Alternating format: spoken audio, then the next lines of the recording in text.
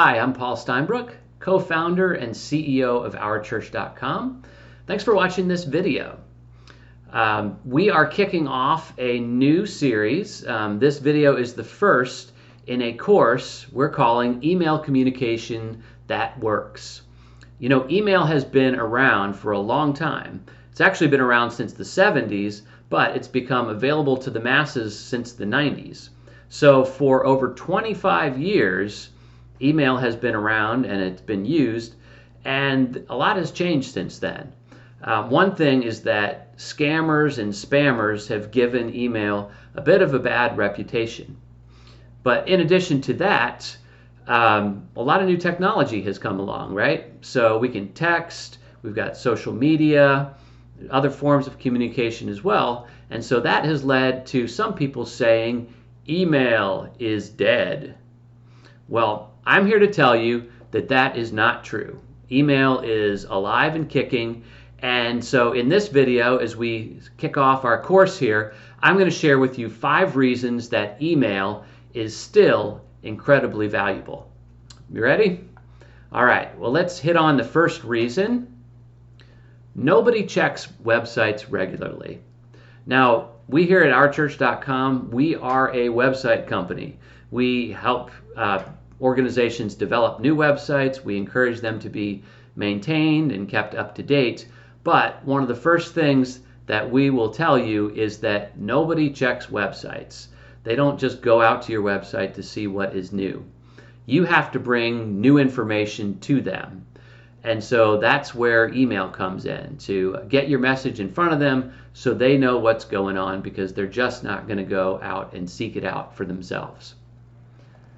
Second reason email is still incredibly valuable: 90% of Americans use email. And I'm going to throw some stats your way. The latest is that 70% of Americans use Facebook, 40% of Americans use Instagram, by way of comparison there. So I'm not saying don't use Facebook or don't use Instagram, but by using email, you are going to be able to reach the vast majority of the people who are connected with your organization. Third reason email is still incredibly valuable: email rates are still very good comparatively to other forms of communication. Again, I'll share some statistics with you. The latest that I've seen is that emails from faith-based organizations get opened 40 to 50% of the time. So that's about what percentage of the emails that you send out are going to be read. Now, by way of comparison, with Instagram, if you post something to Instagram, about 9% of your friends or followers are going to see that. And if you post to Facebook, only 4% of the people who follow you or are friends with you on Facebook are going to see your posts, because, as you probably know, the social media platforms have changed their algorithms. They're not showing you as much of your friend stuff, but instead they're showing you more ads, they're showing you more short videos and TikTok dances and things like that. And so it's really hard to communicate reliably with people through social media platforms. But you still can do that, for the most part, with email. The fourth reason email is still incredibly valuable, this is a really big one, is that with email, you own your list. And that is not the case with social media and other messaging apps. So let's say someday Facebook goes out of business and they shut down. Well, your contact list in Facebook goes away. Or let's say they shut you down because they think you're violating their terms of service or something like that. Well, again, now you have no way to reach your people. So having an email list, building an email list is really important, because it means you're not at risk of what social media companies or other companies want to do with your contact list.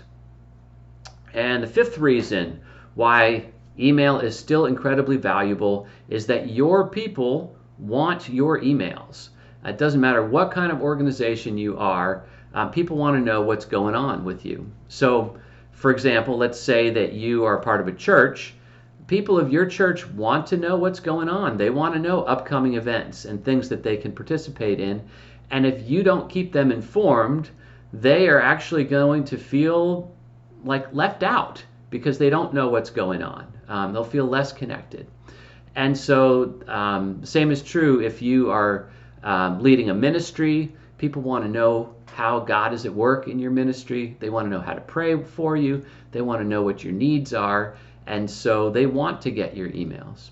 And if you lead a business, your customers, they want to know the latest products and services. They want to know if you have any deals. They want to hear insight into how to use the products and services that you offer. And so really important because your people want to hear from you, and they want to know what's going on. So those are 5 big reasons why email is still incredibly valuable. One additional bonus reason I'm going to share with you: if you are a part of a church or leadership of your church, if you are doing the Sunday morning bulletin and you feel like that's your way to communicate with your people, just keep in mind that on any particular Sunday, about half of your people aren't going to be there. And of the ones who are there, half of them probably aren't reading your bulletin, and the other half are going to forget what was in it as soon as they leave.